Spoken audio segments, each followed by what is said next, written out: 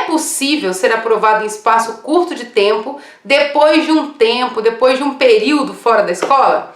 Vamos entender aqui um pouquinho sobre isso? De primeira, logo de cara, eu posso te garantir que sim, é possível, certo? Por que eu garanto que sim? Porque eu já tive alunos, educador físico, né, professor de educação física, nutricionista, advogado, enfermeiro, pessoas de áreas completamente distintas, que depois de 26 anos fora da escola, 10 anos, 15 anos, 16 anos fora desse mundo, né, fora dessa vida de vestibular, decidiu voltar para fazer medicina e foram aprovados. Alguns em faculdades particulares, porque era o objetivo, alguns em faculdades públicas extremamente concorridas. Então é possível, detalhe, de primeira tentativa, em menos de um ano. Então é possível? É. Só que eu preciso entender como que funciona esse sistema. Por quê?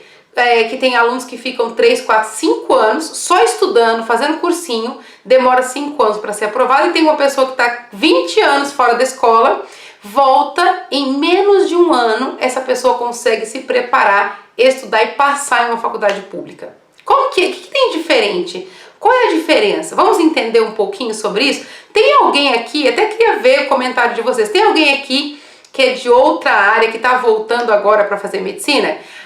E detalhe, né, gente, importante que esses alunos que a gente está falando que volta, boa parte desses alunos não tem como parar tudo na vida e só estudar, né? Nós temos que falar sobre isso também, porque alguns alunos, eu vou parar tudo, vou abandonar, né, não tem família, então eu vou abandonar tudo, vou só estudar. Isso é uma possibilidade, mas não é a realidade da maioria. Então as pessoas continuam trabalhando, têm família e tem que conciliar com o tempo de estudos. Então o objetivo hoje aqui é mostrar que é possível. Se você vem do terceiro ano, é possível. Se você vem de outra profissão e já está um tempo fora da escola, é possível. Se você faz cursinho pelo primeiro ano, é possível. Se você está no cursinho há 4, 5 anos, é possível, mas depende de uma série de coisas. Vamos falar aqui um pouquinho sobre isso?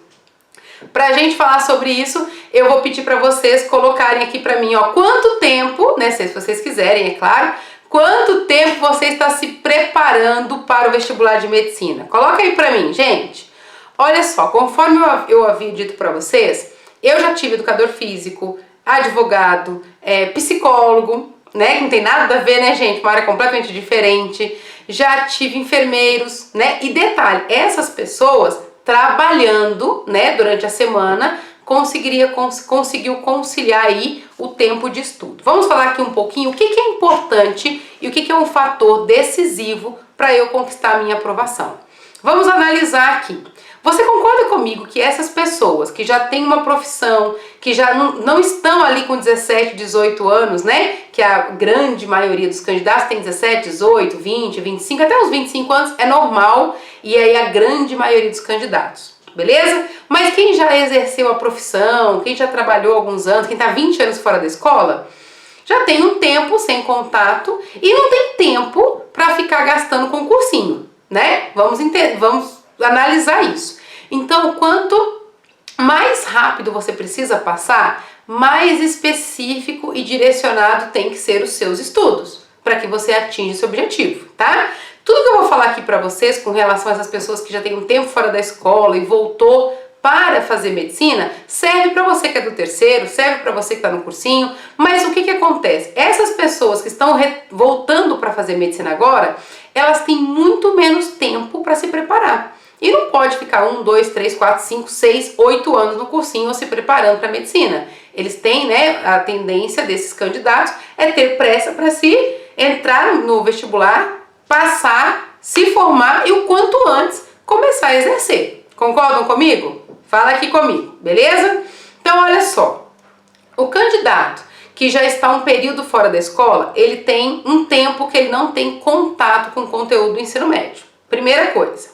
Segunda coisa, geralmente esse candidato, ele trabalha, ele tem família, igual eu tive caso de pessoas que trabalhavam 40 horas semanais, tem família, casada, tem filho pequeno, tem alguns que trabalham 12 por 36, tem escala, então o horário é muito mais difícil do que uma pessoa que faz cursinho o dia inteiro. Então, tem alunos que me perguntam, Débora, é possível conciliar, né? Eu tenho muitos alunos de mentoria que eles conciliam a mentoria com o cursinho. É possível, tem muita coisa, gente.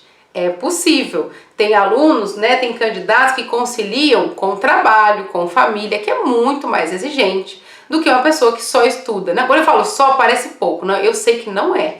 Na verdade, eu super valorizo porque é muito cansativo.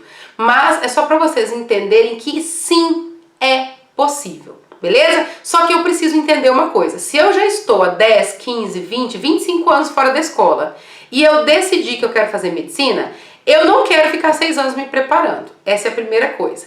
Para eu não passar esse período todo de preparação, eu preciso estudar de uma forma focada, direcionada, específica. E eu preciso, para isso, de um cronograma eficiente, beleza? Débora, o que é um cronograma eficiente? Para que eu monte um cronograma eficiente, até isso serve para todos vocês, tá? Para a gente montar um cronograma eficiente, eu preciso de algumas informações. Quais informações são essas? Olha só, eu preciso saber o seguinte: quanto tempo por dia você estuda? É uma informação super relevante para montar um cronograma eficiente. Tem alunos que não estão mais fazendo cursinho, já fizeram um tempo, voltaram. Tem alunos que, como trabalham, não tem como fazer um cursinho tradicional. Então, Débora, eu tenho 4 horas por dia. Não, eu tenho 5 horas, eu tenho 3 horas por dia. Então, isso é super relevante. Para você montar um cronograma eficiente, você precisa dessa informação. Quantas horas por dia você tem para se dedicar aos estudos? Primeira coisa. Segunda coisa importante, já fiz uma lista aqui de tudo isso. Anota aí, gente. Anota. Tempo. Segunda coisa, quais são as matérias que você realmente tem dificuldade? Quais são as matérias que você tem facilidade, que você consegue realmente acertar, que mesmo você estudando pouco, você consegue muito bem, quase gabaritar na prova? Geralmente os alunos têm essa noção, né? Em inglês eu gabarito. Geografia eu mando super bem. Eu tenho facilidade em biologia. O cronograma, gente, ele tem que contemplar isso. Por quê? Porque as matérias que você tende a ir melhor, que as matérias que você vai bem, naturalmente você deixa menos tempo para estudar na semana. Aquelas matérias que você tem mais dificuldade, que exige mais de você, eu preciso gastar mais energia. Então eu vou dedicar o meu tempo para aquelas matérias que eu tenho mais dificuldade. Só que eu vou ter que casar essa informação da dificuldade com a prova que eu vou fazer.